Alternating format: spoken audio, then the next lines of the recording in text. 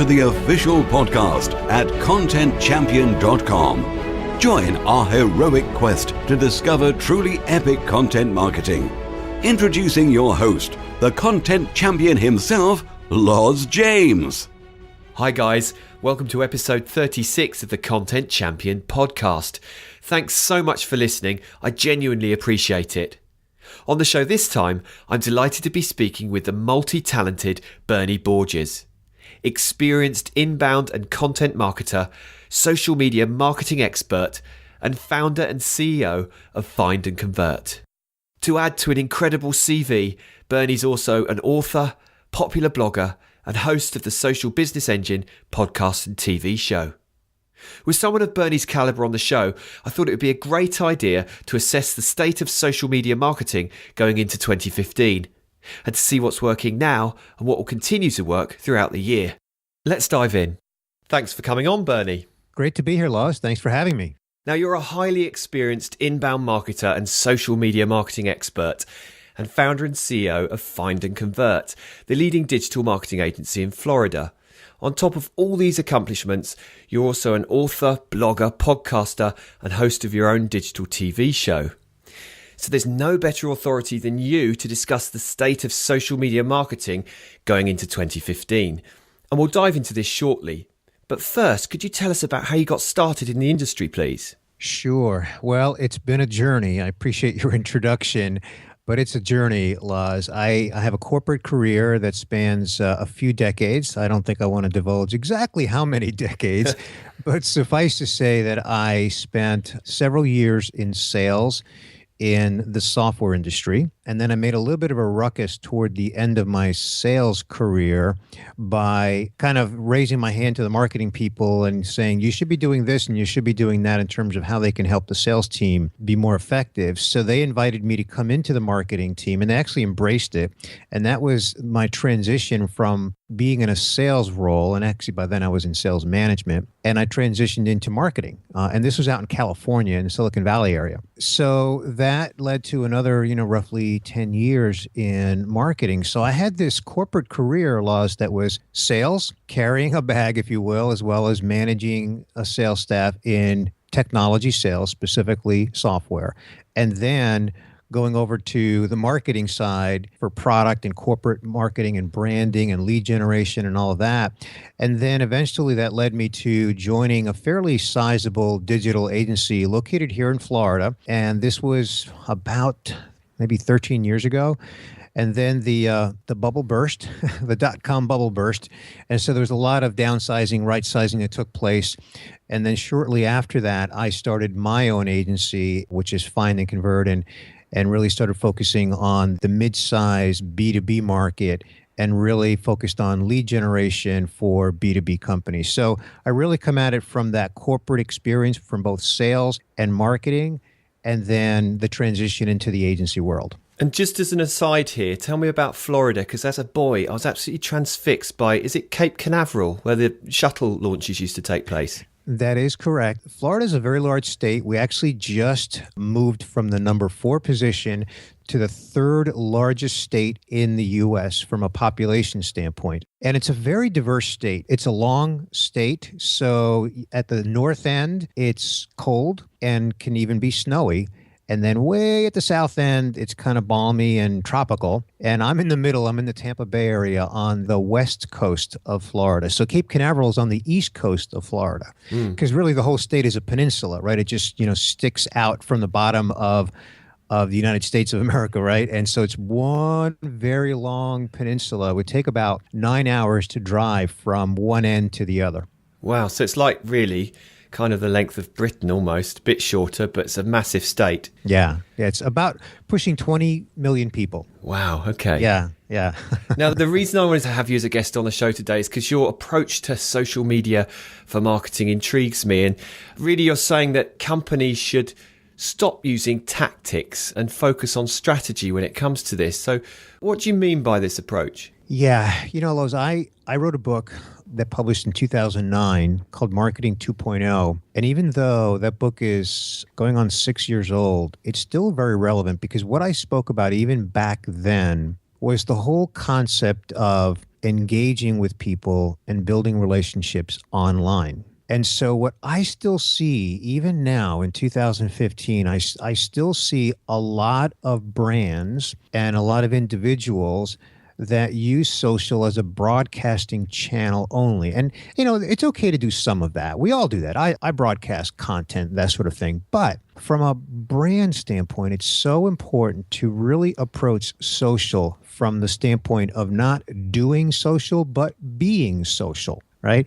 You know how when you go to an event, a physical event, let's call it the proverbial cocktail party, right? We're social. I mean, unless you're going to sit in a corner and not talk to anyone, in which case you're not social. But you don't walk up to a group of people and just start broadcasting things about you and selling and promoting.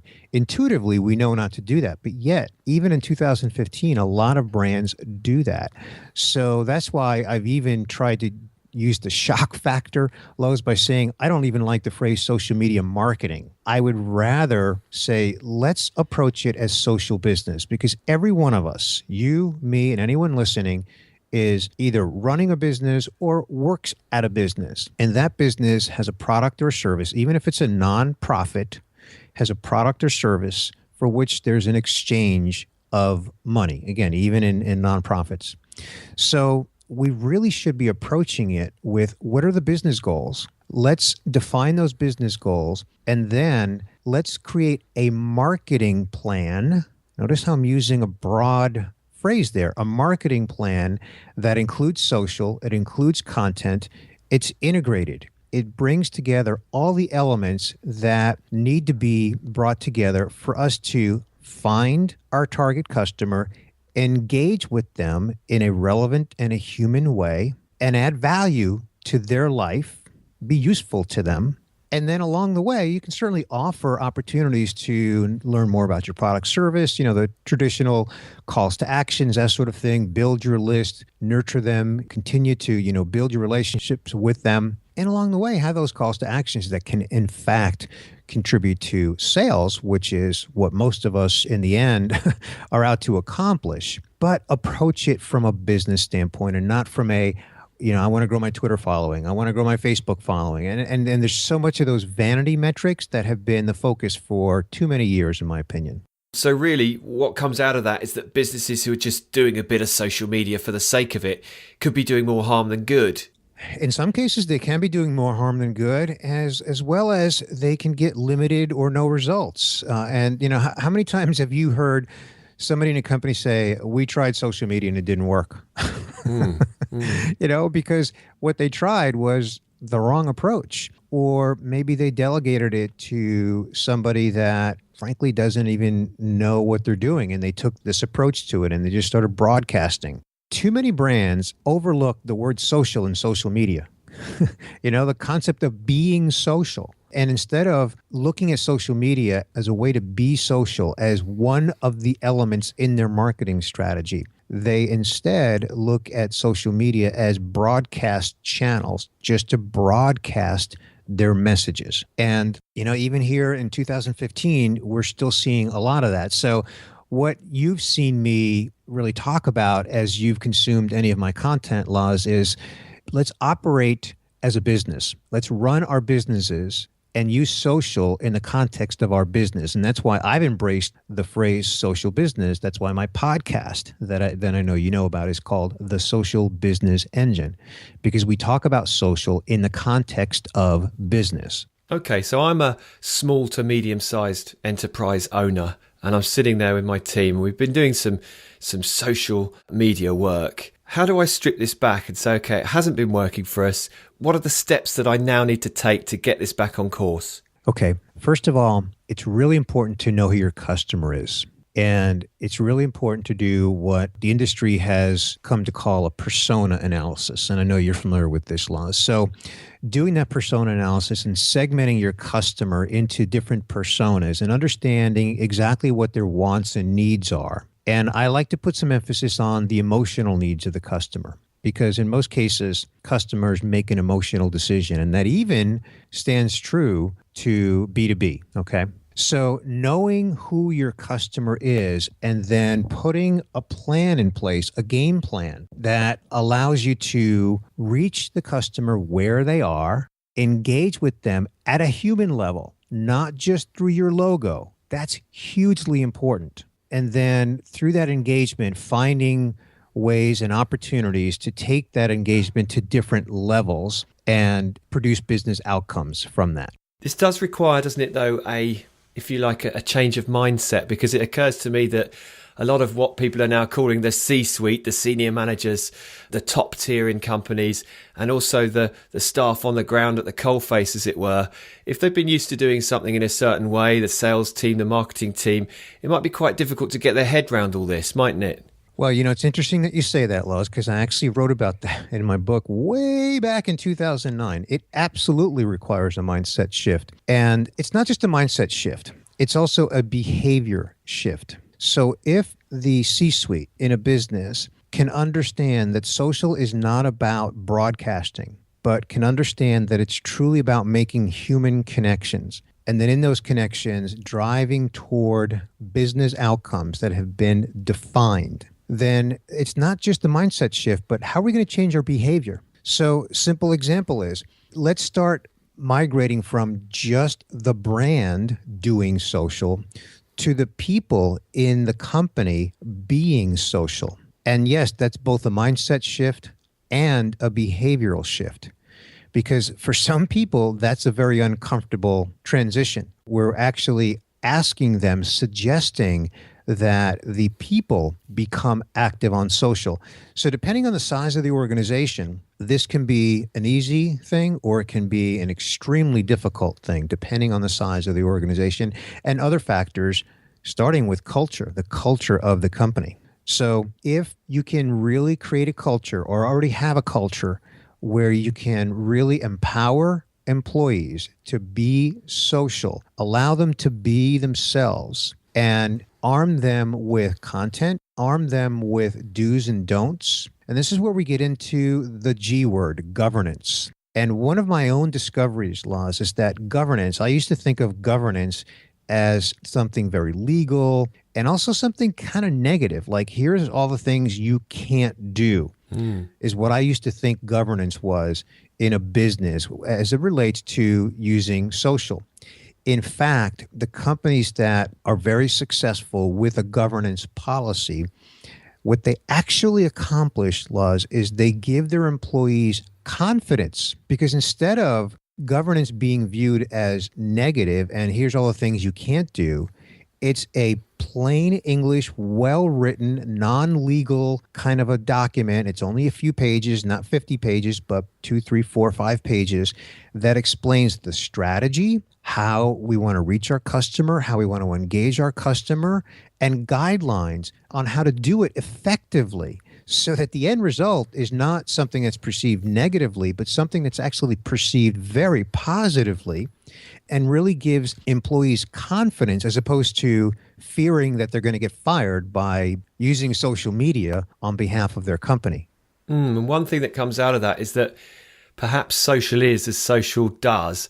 And what I mean by that is many organizations, with their perhaps even the layout, the physical layout of their office and the culture that extends from that, are by definition quite anti-social places perhaps to be and exist in and work in. So extending that onto a corporate culture and how you present your brand to the wider world is perhaps just more than training, which I'm going to get onto next, but like you say, is something that companies are going to struggle with if they're just sort of set in their ways and perhaps stuck in a rut with how they traditionally do things. You make an excellent point, because culture is not something that you just build overnight, and it's not something that just applies to using social media. Culture is something that either exists or doesn't exist. Some companies have no culture, or some companies have a very closed culture. Like you said, if the office layout is set up so that it's really not inspirational to be social, then it's difficult for an organization like that to say, okay, well, let's be social on social media when the physical setting of the company doesn't contribute to a culture that is social. So that's a really excellent point.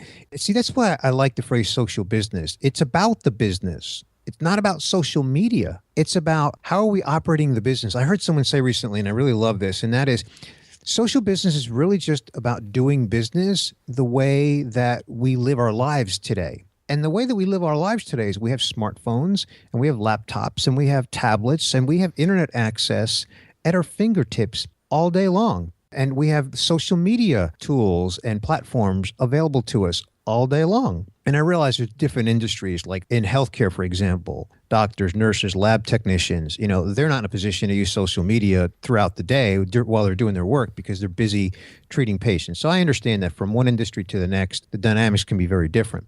But the point is that we have the technology of social at our fingertips. So now every company needs to consider, how does their culture fit into the world that we live in today, which is a digitally connected world?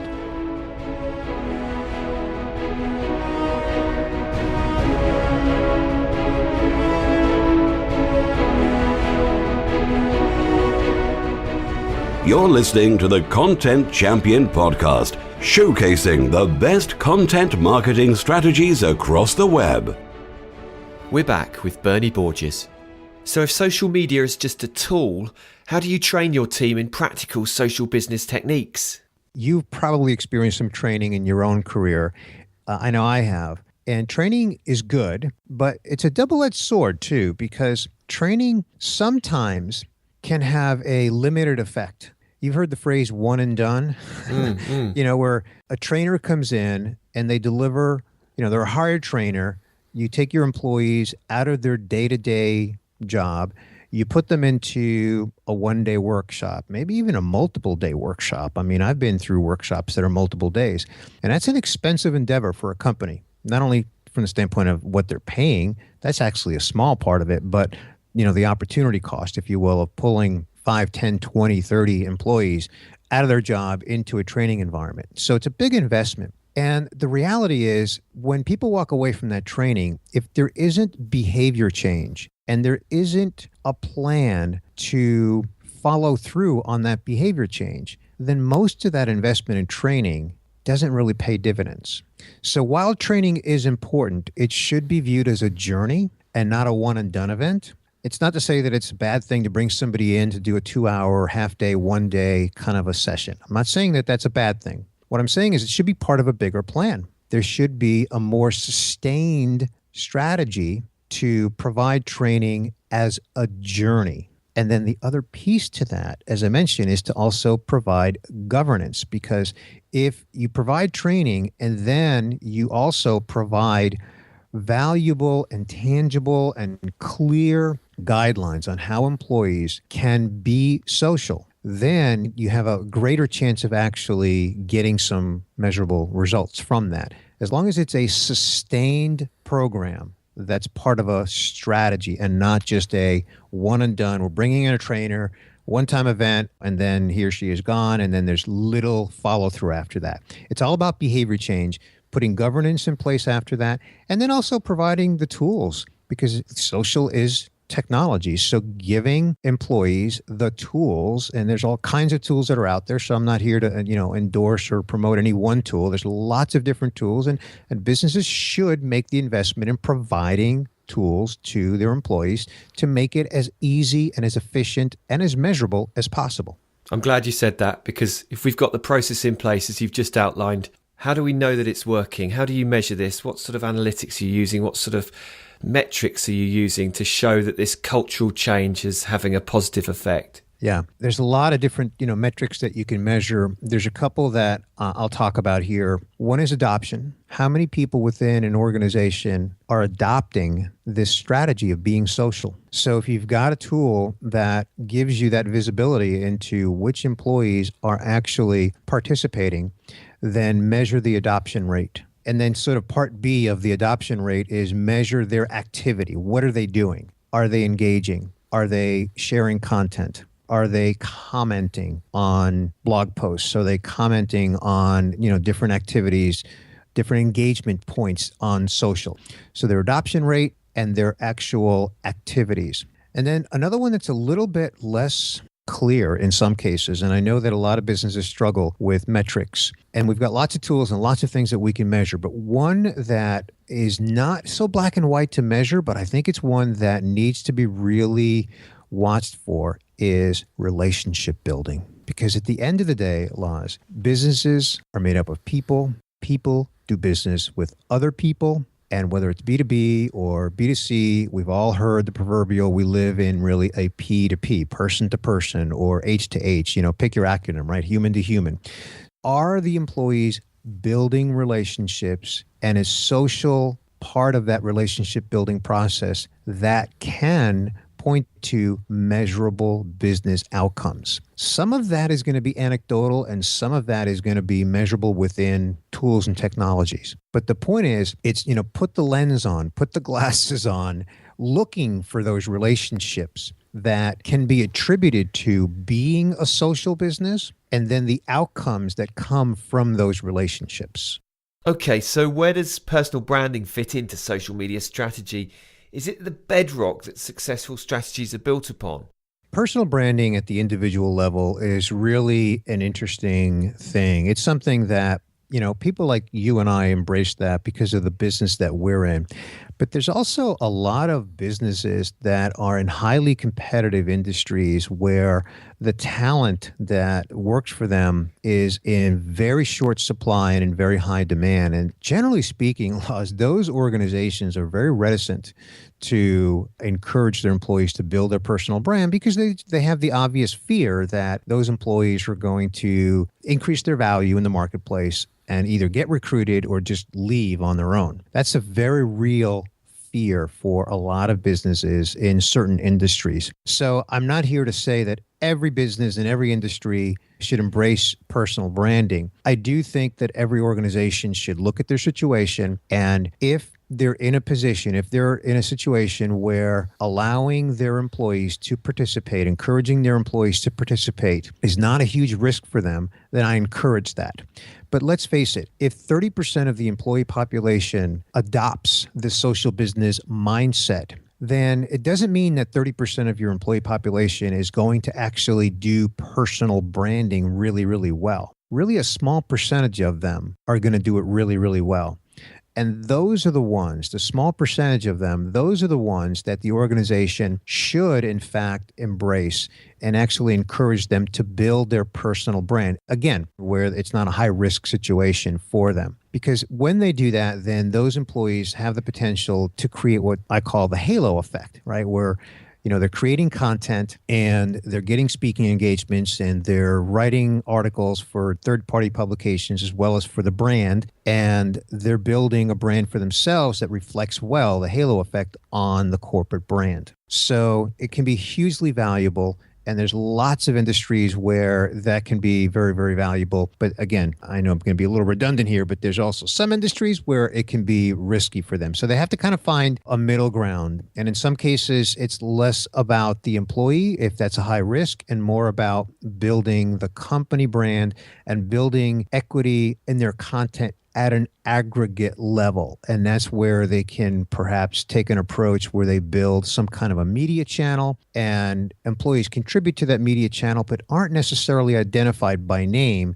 It's just this almost like a university style or library style media channel where the brand is putting out really useful content, but not necessarily by the employee. It just depends on the organization and the industry that they're in. Okay, so broadening things out a bit, do we all have to become publishers as we move into 2015? Where's this all heading? Well, I think, and you are there with me, Laz, you are the content marketing champion. So I think we've been there already. We've been content publishers for a few years now. And so I think any brand that isn't participating in this content publishing mindset, then they're either in an industry where there's not a lot of competition and they're enjoying good times because there's not a lot of competition. And I can't think of too many industries that fit that description. Or they're spending a lot in paid, meaning they're doing a lot of advertising. And so their marketing budget is aggressive from a paid standpoint to produce awareness and leads.